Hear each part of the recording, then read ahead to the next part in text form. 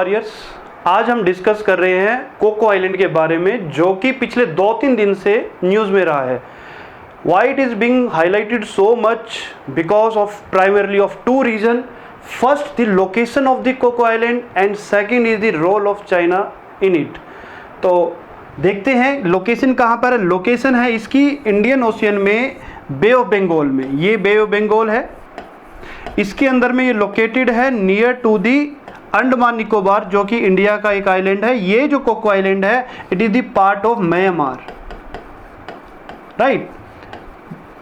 And इस Coco Island के भी 3 पार्ट्स हैं, ये भी 3 पार्ट्स में डिवाइडेड है। फर्स्ट है इसका टेबल आइलैंड, सेकंड है इसका great Coco Island and third है ये लिटिल कोको आइलैंड। ये 3 पार्ट्स में डिवाइडेड इनसे बना हुआ है। नॉर्थ से साउथ आप लोग इसको लोकेट कर सकते हो, because questions can be framed like that. Second point ये है कि ये लगभग 55 किलोमीटर यहाँ से अंडमान निकोबार से डिस्टेंस पे है, बस इतना ही गैप है, बहुत ज़्यादा गैप नहीं है। एंड इन दोनों के बीच में जो गैप है, वहाँ पर जो वाटर बॉडी है उसको कोको चैनल बोला जाता है। इसको कोको चैनल बोला जाता है। ये सारे पॉइंट्स आप नोट डाउन कर सकते हैं, जो कि एग्ज़ाम में आपको काफ़ी हेल्पफुल होंगे। एंड नेक्स्ट पॉइंट है, ये लोकेशन है काफ़ी नियर स्टेट ऑफ मलक्का। ये भी पूछा जाता है क्वेश्चन पॉइंट ऑफ व्यू से, जो कि मलेशिया और इंडोनेशिया के बीच में जो स्टेट है, state of Malacca, it is very important state. 70 to 80% world trades are doing from this area, ठीक है। एंड चाइना जो है, जो कि यहाँ पे लोकेटेड है, वो साउथ चाइना सी से निकलते हुए जब इंडियन ओशियन में एंट्री करता है, वो इसी स्ट्रेट का यूज़ करता है। तो उसके लिए अब सेकंड जो हम लोग पॉइंट यहाँ पे डिस्कस कर रहे थे, the role of China in this island. तो Myanmar has given this islands to the China on lease when 1992 में ये लीज पे दिया था, बट अभी तक इसके ऊपर में ज़्यादा फोकस नहीं था। बट अब एकदम से फोकस इसलिए हो गया because China has created some establishments there. जो एक्टिविटीज़ जो चाइना ने अभी की है, वो हमें इमेजेस मिली हैं सैटेलाइट के थ्रू की। चाइना ने यहाँ पर रडार सिस्टम डेवलप कर लिया है अपना, और यहाँ पर एयर स्ट्रिप बना ली है।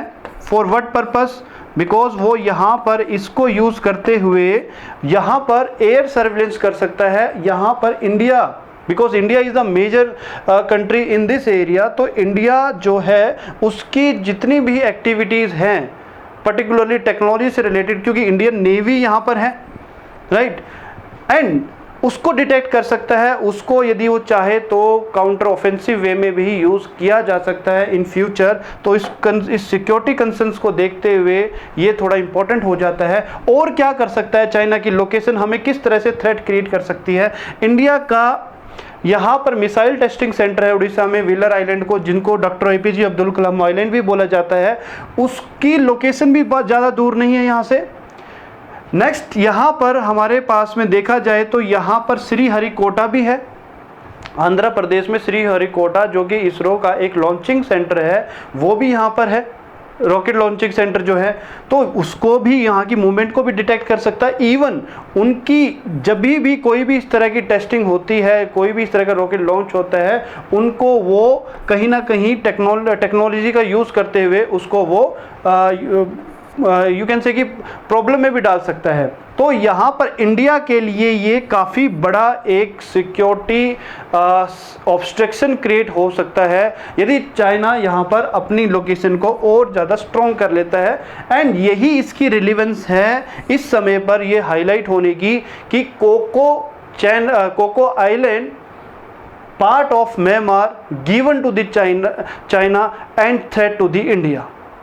I hope you will collect all the points which are mentioned here and revise it properly. Jai Hind.